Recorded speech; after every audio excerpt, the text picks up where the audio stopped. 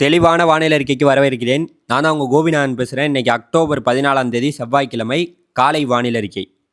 இந்த வீடியோ ஆரம்பிக்கிறதுக்கு முன்னாடியே மிகப்பெரிய ஒரு எச்சரிக்கையை நான் சொல்லிக்கிறேன். குறிப்பாக தூத்துக்குடி, திருநெல்வேலி, தென்காசி, கன்னியாகுமரி, இந்த திருநெல்வேலி கன்னியாகுமரி மாவட்டங்களுக்கு மிகப்பெரிய ஒரு கனமழை என்பது அடுத்த 5 நாட்களுக்கு இருக்க போது. அது மட்டும் இல்லாமல் நம்மளுடைய கேரளாவோட அந்த தெற்கு பகுதிகள், குறிப்பாக பார்த்திங்கன்னா திருவனந்தபுரம், இதை ஒட்டிய நம்மளுடைய அந்த கொல்லம், பத்தனத்திட்டா, ஆலப்புழா, அதாவது கேரளாவில் இருக்கக்கூடிய அந்த தெற்கு பகுதிகளாக இருக்கக்கூடிய இடங்களில் மிகப்பெரிய லெவலில் கனமழை இருக்க போகுது. இதற்கான காரணம் என்னென்னா, தமிழ்நாட்டில் பார்த்திங்கன்னா வடகிழக்கு காற்று இப்போதே தொடங்கிவிட்டது. இன்றிலிருந்தே வடகிழக்கு காற்று என்பது கொஞ்சம் கொஞ்சமாக தமிழகம் ஊடாக பயணிக்கும். படிப்படியாக அந்த கிழக்கு காற்று வடகிழக்கு காற்றாக மாறும். அதாவது நாளைக்கு அக்டோபர் 15, நாளை மறுநாள் அக்டோபர் 16, 17 தேதி வாக்கில் இலங்கைக்கு மேற்கு புறமாக, குறிப்பாக நம்மளுடைய திருநெல்வேலி, கன்னியாகுமரிக்கு நெருக்கமாக ஒரு லேசான காற்று சுழற்சி உருவாக போகுது. அதாவது இலங்கைக்கு மேற்கு புறமாகவும், கன்னியாகுமரி, திருநெல்வேலிக்கு தெற்கு புறமாகவும் ஒரு லேசான சுழற்சி உருவாக போகுது. எப்போ? அக்டோபர் 16, 17 தேதிகளில். அந்த சுழற்சியை மேலும் தீவிரமடைந்து நம்மளுடைய தென் மாவட்டத்துக்கும் கேரளாவோட தெற்கு பகுதிகளுக்கும் மிகப்பெரிய லெவலில் பலத்த மழையை கொடுக்க போகுது. இது குறித்து இன்றைக்கி நம்மளுடைய இந்திய வானிலை ஆய்வு மையம் ஒரு எச்சரிக்கையை கண்டிப்பாக கொடுப்பாங்க. ஏன்னா மிகப்பெரிய ஒரு எச்சரிக்கை பார்த்திங்கன்னா கேரளாவோட தெற்கு பகுதிகள், தமிழ்நாட்டோட தெற்கு பகுதி, இங்கே பலத்த மழை இருக்குது.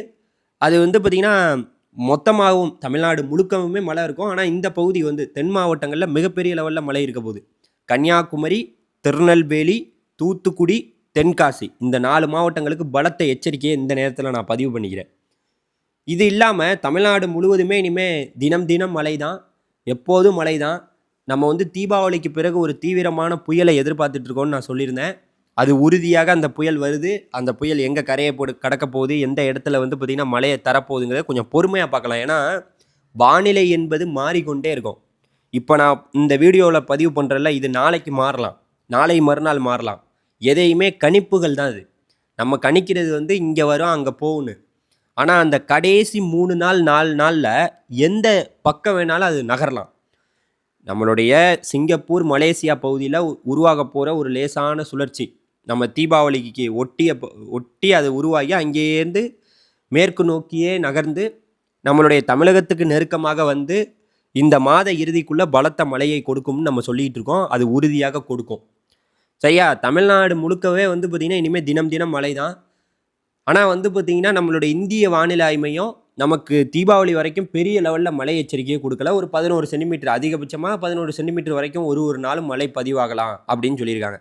இப்போ இன்றைக்கி 11 சென்டிமீட்டர் தான் அதிகமாக பெய்யும், அந்த மாதிரி ஒரு எச்சரிக்கையை தான் கொடுத்துருக்காங்க. அதனால் இதுதான் வானிலைக்கான ஒரு முக்கியமான செய்தி. இந்த வீடியோவில் நான் முக்கியமாக பதிவு பண்ண வந்தது நம்மளுடைய திருநெல்வேலி, கன்னியாகுமரி, தென்காசி, தூத்துக்குடி, இந்த 4 மாவட்டங்களுக்கு மிகப்பெரிய பலத்த எச்சரிக்கை தேவை. ஒரு மிகப்பெரிய மழைப்பொழிவை சந்திக்க போது. காரணம் என்னென்னா, நம்மளுடைய இலங்கைக்கு மேற்கு புறமாகவும், கன்னியாகுமரி, திருநெல்வேலிக்கு தெற்கு புறமாகவும் லேசான சுழற்சி உருவாகி அது தீவிரமடைந்து கேரளாவை ஒட்டி போய் கேரளாவில் தெற்கு பகுதியில் பலத்த மழையை கொடுத்து, பிறகு அது அரபிக்கடலுக்கு லட்சத்தீவு அப்புறம் அப்படியே அரபிக்கடலில் போய் தீவிரமடைந்து அப்படியே ஏமன் நாட்டை நோக்கி போகுது. அதனால் இதுதான் இப்போ இருக்கக்கூடிய ஒரு வானிலை சுருக்கம்.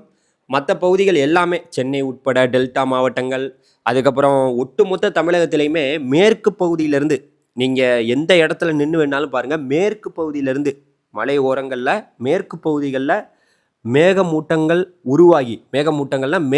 உருவாகி மேற்கு திசையிலிருந்து தமிழ்நாட்டோட கிழக்கு கடற்கரை வரைக்குமே பார்த்திங்கன்னா அந்த மேகங்கள் போகும்.